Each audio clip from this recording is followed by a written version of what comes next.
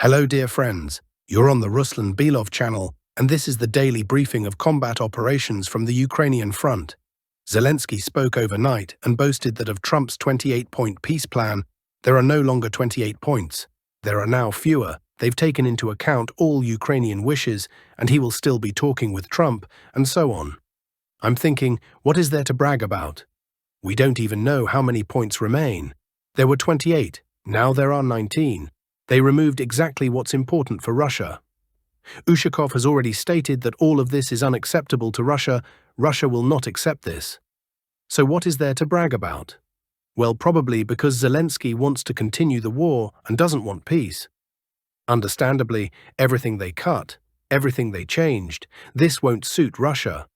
Russia won't accept it. And if Russia doesn't accept it, there won't be peace. The fighting continues, and we continue to study the situation at the front with you. So, the most important and productive advance occurred in the Zaporizhzhia region on the Hulyai direction. Although calling it an advance isn't quite accurate, as this was more of a dash or breakthrough rather than an advance. Here, please take a look. To give you the numbers, the advance here is more than 8 kilometers in depth. And the area of the occupied section just here is more than 26 square kilometers. Well, maximally impressive, the village of Zaporizhzhia was also taken. Russian fighters showed traditional footage with flags from different parts of the village, so there are no doubts that the village is under Russian control. The question also arises about two villages located to the south. These are Zeleny High and Chervon. Well, with such a front configuration as you see here, when the north, east and south are blocked, it's unlikely the AFU can be there. But so far there hasn't been footage of objective control from the villages, so we're putting a question mark here. Although, well, according to the information I have and information from the field, well, both Zeleny High and Chervone, well, at least the AFU isn't there. So most likely in the near future, the guys from the Vostok grouping will also show footage with flags from there. As for the breakthrough to Zaporizhzhia, what's important here is that from current positions to Hulyai, it's only... Let's even measure it visually so we don't make a mistake. So, well, only 2 kilometers. Moreover, yesterday footage came from Hulyai itself. The footage was, however, from the Ukrainian side, showing the situation in the city. And there's already data that Russian diversionary reconnaissance groups have begun entering the city. Well, this is actually quite logical. When only a few kilometers remain to the city, and in this case only 2 kilometers, the distance is quite small. It's clear that this distance is easily covered by DRGs. Well, full-scale fighting for the city, contrary to reports from some bloggers, hasn't yet begun in the city. But that day is not far off. Regarding the prospects for fighting for Hulyai, well, what can I say? Most of the city is a private sector. That is, there aren't such blocks of multi-story buildings like in Pokrovsk, Mirnograd or Rodinske. There are multi-story buildings, yes, but very few of them. Industrial zone, there is an industrial zone, but also not very large. That is, overall, this isn't Avdiivka, not Chasiv Yar, and they shouldn't get bogged down here for long. But you need to consider that Zelensky decided to make Hulyai into another fortress, and now it has already been recorded 3 times, that they've been transferring additional forces here. On the flanks, this didn't help them. The fighters of the Vostok grouping have been moving at a good pace and continue to move. But for Hulyai itself, they can of course try to hold on. Will this help the AFU hold Hulyai? No. The city will in any case come under Russian control. The only question is timing, whether this will happen in 1 month, 2 or 3. Well, let's move on. In the Dnipropetrovsk region over the past day, there was no news. Aviation here continues to work densely with FABs on Velika Mikhailivka, clearing and preparing the way for infantry. Plus now the Russian army is trying to probe the AFU defense in the Kolomytsiv area, but so far without any significant successes. In Pokrovsk, Russian fighters continue clearing the city. Yesterday footage arrived from the center, namely from Mira Avenue. That's right here. Russian fighters calmly, not even hiding, not ducking, not hiding, calmly moving along the street. Along that very street, in that very section, which 2 days ago the AFU Skala Battalion claimed they had cleared. Well, it's visible how they cleared it and how they control it. Why isn't the city declared taken, although it's actually already taken? Well, I think the logic here is to finally push the AFU away from the city, so that, it doesn't turn out like with Toretsk, when the city was declared taken, and then for several more months they repelled AFU attacks that penetrated the city. That's why, although Russian fighters already control 100% of the city, the Ministry of Defense isn't announcing its capture. Also today footage appeared, it's not known how fresh, from the stele at the entrance to the city, showing Ukrainian troops leaving the city. Perhaps here they went on the attack before this, and this is video after the attack. Perhaps they're simply retreating from the city.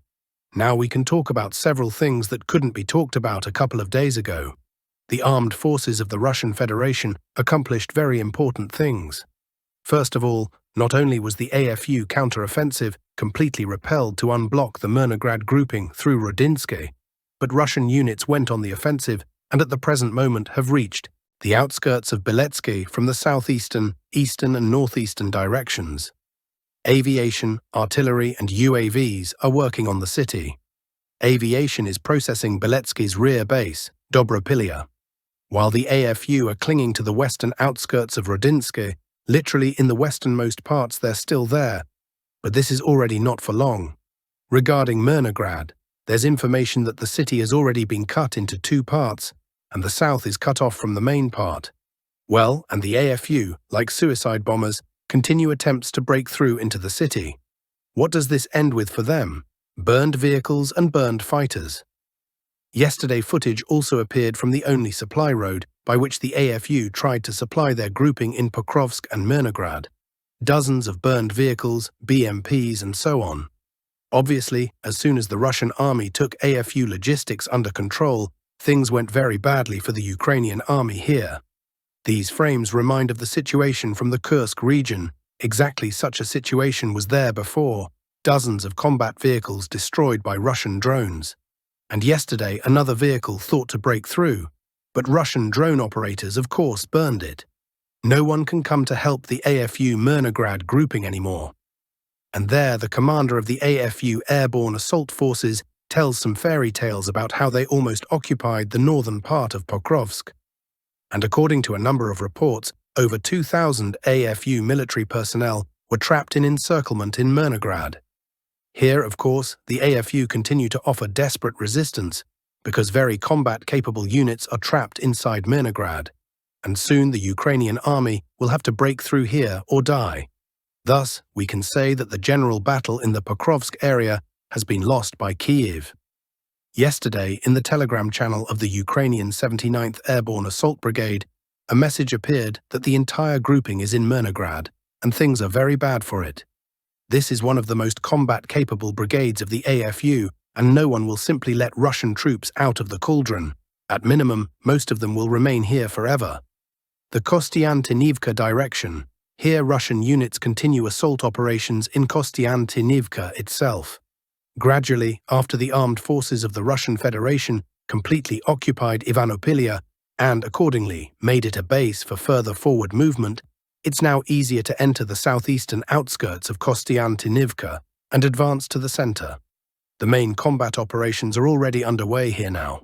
Kyiv is trying to do something, but frankly, it's going badly for them. Let's move on. Progress yesterday occurred in another city where fighting is ongoing, in Siversk. Here, fighters of the South grouping managed to break through the defense and enter the northeastern part of the city. They managed to take control of Vostochная and Koshevogo streets. That is, they managed to solidly entrench themselves, although it was difficult, I'll tell you. As Russian fighters came under very dense and massive FPV drone strikes, and there are, unfortunately, casualties. Well, things are getting worse and worse for Siversk. Its defense is collapsing right before our eyes. Who could have imagined half a year ago that this city would be taken so quickly? But times are changing, and the AFU are degrading more and more with each month. The main battle, of course, is still ahead. This is the battle for these blocks of multi-story buildings and the industrial zone. When these sections fall, Siversk will have only a matter of days remaining. But still, most likely, this is a prospect for January-February 2026, Well, if there isn't peace before that moment, well, most likely there won't be peace. The Lyman direction. Here fighting continues in the area south of Yampil, in Lyman itself, Drobyshev, Yarova. Here in Lyman, Russian fighters expanded their presence in the urban development itself. Little by little, the fate of Lyman is also being decided, and with its capture, things are extremely bad for the AFU in the Sloviansk-Kramatorsk agglomeration. After Siversk and Lyman, Ukraine will have exactly the last three cities remaining in Donbass: Sloviansk, Kramatorsk, and Kostyantynivka, and apparently Russia is planning with one strike to encircle all three cities, or only Sloviansk with Kramatorsk. The Kupiansk sector. Russian units are pushing out the AFU in the direction of Kupiansk-Vuzlovyi. They cross to the left bank and are pushing out the Ukrainian army from the last strongpoints in the southeastern part of Kupiansk. In essence, Kupiansk is fully controlled, although, of course, there are pockets of resistance. Clearing is underway. The fall of Kupiansk-Vuzlovyi will mark the complete end of the battle for Kupiansk, which will unequivocally end in victory for the armed forces of the Russian Federation, and Kyiv will no longer be able to change anything here. Summing up the past day, one settlement and 27.5 square kilometers of territory came under Russian control. Of course, we will sum up November traditionally on December 1st, but considering what the current pace is, of course the month, well, the numbers for the month will be quite good, both in terms of settlements taken and in terms of territory area. Well, that's all I have today on the situation at the front. Now let's look at what's happening on our political arena. Everything will be decided on the battlefield. Ukraine will not accept Trump's plan. By Thursday, stated German Chancellor Merz, this is the main thing from what was said by him, and this is, in essence, the summing up of the negotiations in Geneva, Telegram channels report. Then comes the explanation of why. Although honestly, this was clear even before they began, when Kyiv's representative at the UN sharply rejected all the main theses of the so-called Trump peace plan for Ukraine. And already on Thursday, the US president will need to say and do something, and then fall into hibernation on this issue until spring. Negotiations at this stage will yield nothing. The positions are too different, and Kyiv doesn't yet believe that everything is lost for them, and therefore everything will be decided on the battlefield. And already, based on the results of the winter campaign, everyone will be evaluating its results, and based on them correcting their diplomatic position. It will be a difficult winter, difficult for everyone. Actually, Russia's official reaction to the European settlement plan for Ukraine is, it doesn't suit us. As for those plans that are floating around, yesterday we already learned about the European plan, which, so to speak, if briefly, at first glance, is completely unconstructive. It doesn't suit us, stated Russian presidential aide Yuri Ushakov. Well, what can you say? Europe's plan is a plan for Russia's capitulation. She will never accept it even in the first approximation, adds Yuri Podolyaka, and I think this is exactly what European leaders were counting on. They need war. And correctly, the leader of Hungary, Orbán, described it in one phrase. The emergency EU summit showed that its leaders want to continue the war, and they intend to fight to the last. This is an order to Zelensky from Ukraine's European friends, reported Yuri Podolyaka. Warsaw issued an ultimatum to the USA. No peace process for Ukraine without Poland. Without Kyiv and without Warsaw, no decisions on resolving the Ukrainian crisis can be made. This was stated by the Prime Minister and President of Poland. Commenting on the US peace plan for Ukraine, Polish President Karol Nawrocki stated that any agreements on ending the conflict must take into account Moscow's repeated violation of international obligations. Every peace settlement plan aimed at ending the war must be accepted in Kyiv. Ukraine became a victim of aggression. It is precisely Ukrainians, with the support of the USA and EU countries, who should have the decisive voice, he stated.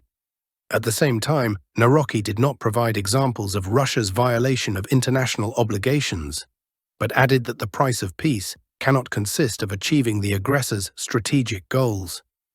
Polish Prime Minister Donald Tusk also outlined his position. Decisions concerning Poland are made by Poles, nothing about us without us. In matters of peace, any negotiations must be conducted with Ukraine's participation, he stated. In addition, the Polish premier reported that he, together with the leaders of France, Italy, Germany, Great Britain, Canada, and Japan, is ready to work on the American peace plan for Ukraine. As the head of government emphasized, already at the initial stage, objections were raised to part of its provisions. According to him, on November 24th, European leaders met on this issue in Luanda, in Angola, directly before the start of the Africa-European Union Summit. "I represent the Polish point of view there," he wrote on social media. "Let us recall that currently in the West, there is discussion of a US plan to settle the Ukrainian crisis, consisting of 28 points. The EU and Kyiv oppose its implementation and propose their own. Poland believes that regional security cannot be discussed without its participation, since it hosts NATO infrastructure, American troops, aviation units on its territory, and the main supply channels to Ukraine pass through it. The USA prematurely disbanded Musk's former department. The Department of Government Efficiency, DOG, was disbanded 8 months before the expiration of its term, reports Reuters. According to the plan, the division was supposed to complete its work only in July 2026. The director of the American Office of Personnel Management stated that DOG no longer exists, and also that this is no longer a centralized structure. Until the end of May this year, the department was headed by businessman Elon Musk. DOG was supposed to become the main weapon against bureaucracy and bloated staffs of federal agencies. However, its work did not lead to any concrete reforms. At the same time, Musk managed to stir up several scandals and even quarrel with Trump. Overall, everything became clear already after the billionaire's departure from the position, and now this page is officially closed. DOG was supposed to be engaged in cuts, and in the end, they cut it.